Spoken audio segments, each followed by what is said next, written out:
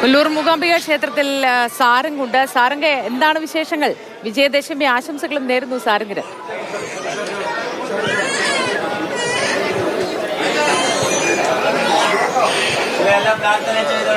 മോദി, വിദ്യാധനം സർവ്വധനാൽ പ്രധാനം എന്ന് തന്നെയാണ് നമ്മുടെ ഗുരുകാരണവന്മാരൊക്കെ തന്നെ നമ്മൾക്ക് പറഞ്ഞു തന്നിട്ടുള്ളത്. അപ്പോൾ അത്തരത്തിൽ ഒരു കാലത്തും നശിക്കാത്ത അറിവ് വിദ്യാർത്ഥികൾക്ക്, ഈ കുരുന്നുകളൊക്കെ തന്നെ വിദ്യാർത്ഥികളായി മാറുന്നതിൻ്റെ ആദ്യപടി, അതിൻ്റെ പ്രധാനപ്പെട്ട പ്രാരംഭ നടപടി ചടങ്ങുകളാണ് ഇപ്പോൾ കൊല്ലൂർ മൂകാംബിക സന്നിധിയിൽ നടന്നുകൊണ്ടിരിക്കുന്നത്.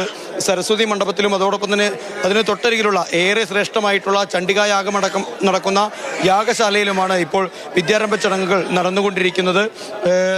ഇവിടെ നമുക്ക് കാണാൻ സാധിക്കുന്ന താരത്തിൽ മഞ്ഞൾ കൊണ്ട്, ശുഭകരമായ മഞ്ഞൾ കൊണ്ട് കുരുന്നുകൾ ആദ്യാക്ഷരം കുറിക്കുന്നത്. അതിനുശേഷം അവരുടെ നാവുകളിൽ പൊന്മോതിരം കൊണ്ടും അക്ഷരങ്ങൾ കുറിക്കപ്പെടും.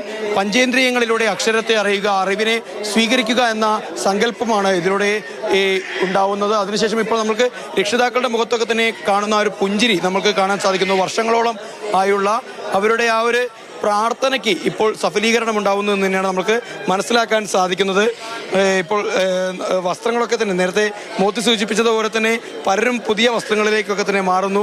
പുതിയ കാഴ്ചകൾ, ഏറ്റവും രസകരമായിട്ടുള്ള കാഴ്ചകളൊക്കെ തന്നെ ഉണ്ടാകുന്നു. കുരുന്നുകൾ ചിലർ പുഞ്ചിരിക്കുന്നു, ചിലർ കൗതുകത്തോടെ നിൽക്കുന്നു, ചിലർക്ക് ആകാംക്ഷയാണ്, മറ്റു ചിലർ ചെറുതായി ചിണങ്ങിക്കരയുന്ന കാഴ്ചകൾ നമുക്ക് കാണാൻ കഴിയുന്നുണ്ട്. അപ്പോൾ ദേവിയെ സംബന്ധിച്ച് മൂകാംബിക സന്നിധി എന്നത് ആദ്യാക്ഷരം കുറിക്കുന്നതിന് ഏറ്റവും ശ്രേഷ്ഠമായിട്ടുള്ള ആ സന്നിധിയാണ്.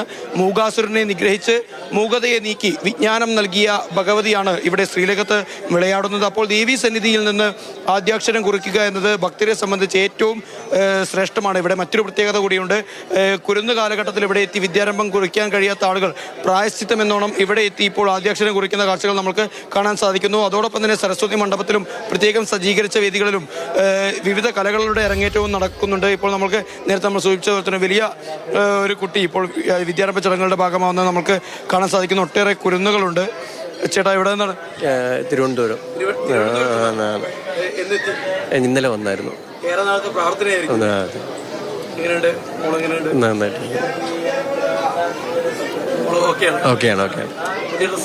ഇഷ്ടപ്പെട്ടു.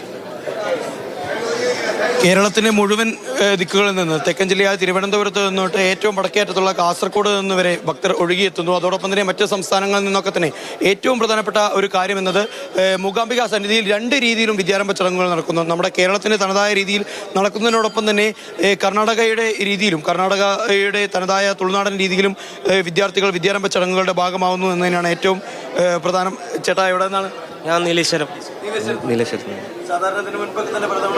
വന്നിട്ടുണ്ട്. നല്ല സന്തോഷമായിരിക്കുന്നു. എഴുതി ഹാപ്പിയാണ്. ഇല്ല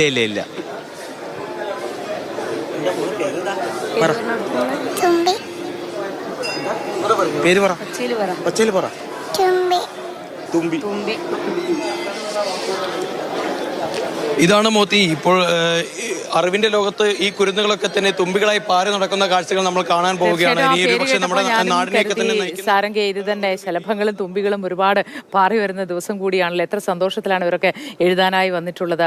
ജ്ഞാനത്തെ പഞ്ചേന്ദ്രിയകൾ കൊണ്ട് സ്വീകരിക്കാൻ മനസ്സൊരുക്കിയും ഒക്കെ എത്ര ദിവസമായി ഇവരൊക്കെ കാത്തിരിക്കുന്നതാണ്. ചിലരൊക്കെ കരഞ്ഞുകൊണ്ടാണ് സ്വീകരിക്കുന്നത് എങ്കിൽ പോലും പിന്നീട് അതൊക്കെ ഒരു മനോഹരമായ ഓർമ്മകളായിരിക്കും ഇവർക്ക്.